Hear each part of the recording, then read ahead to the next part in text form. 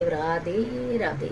आज श्री कृष्ण जन्माष्टमी पर कृष्ण जन्म किस प्रकार कराएं। अपने ही घर में देखिए बहुत सारे मैंने पुष्प लिए हैं और ये एक खीरा है। और फिर या तो हम शालिग्राम जन्म करते हैं या फिर हम छोटे से लड्डू गोपाल जी का जन्मोत्सव करते हैं। तो अगर हम ये तो हमारे छोटे से लड्डू गोपाल जी हैं, और अगर हम खीरे से करते हैं तो ये एक सिक्का होता है, इससे खीरे को बीच में से कट कर लिया जाता है, स्पेस बना लिया जाता है, उसमें शालिग्राम जी को रख दिया जाता है। लेकिन अगर हम शालिग्राम जी के रूप का जन्म नहीं करा रहे हैं तो फिर हम लड्डू गोपाल का कराते हैं। तो ये पुष्प है और तुलसी मंजरी वाली, हाँ तुलसी मंजरी वाली रखे, बहुत सारे पुष्प रखे हैं। इसमें हम लड्डू गोपाल जी को यहाँ पर जन्म कराने के लिए लड्डू गोपाल है प्यारे से लिटा दिया जाता है। फूलों की शैया पर हमने इनको लिटा दिया, तकिया भी लगा देती हूँ मैं, हाँ। और फिर हम इनको पुष्पों से अच्छी तरह से ढक देते हैं। वैसे भगवान जी को खूब अच्छी तरह से हमने पुष्पों से ढक दिया। तुलसी जी है और बहुत सारे पुष्प हैं, साथ के साथ हम ये खीरा भी यहीं पर रख देते हैं।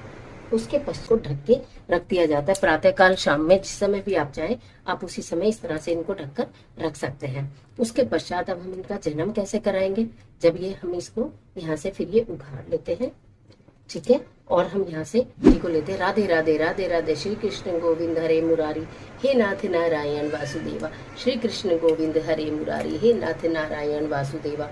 फिर हम इनको पंचामृत से स्नान करा देते हैं, जल से, दूध से, दही से, सबसे स्नान कराकर। और अब ये देखिए हम खूब सुंदर सुंदर इनको फिर वस्त्र पहना देते हैं, इनको मुकुट पहना देते हैं। जो सिंहासन है, इनका जो सिंहासन है इसके ऊपर हम इन्हें विराजमान कर देते हैं। ये देखिए इनका सिंहासन है, इसके ऊपर हम इन्हें विराजमान कर देते हैं। झूले में भी आप बिठा सकते हो, अगर आपने झूला सजाया है तो झूले में भी आप इनको विराजमान कर सकते हो।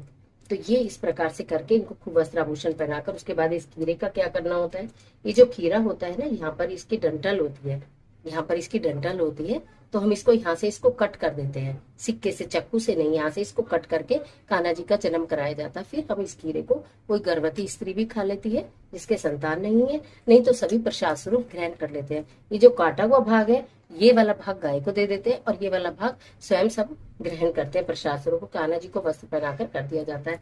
मेन बात दिखाने की ये थी कि किस प्रकार हम पुष्पों में रखकर भगवान का जन्मोत्सव करते हैं, यानी उनका जन्म रात के 12 बजे कराते हैं। जितना चाहे उतना हम भगवान के नाम का स्मरण करते हैं। अभी अभी जो भी पकवान बनते जाते हैं वो हम भगवान जी के लिए भोग के लिए रखते जाते हैं, जिससे कि भगवान को आप 56 भोग नहीं तो जितना आपको संभव हो, जितने आपने बनाई हो चीजें उतनी तो आप लगे। अभी आधी चीजें बनी है, अभी आधी और बनेंगी, तब हम इसमें रख देंगे। तो इस प्रकार कान्हा जी का जन्म आप अपने घर में ही करा सकते हैं।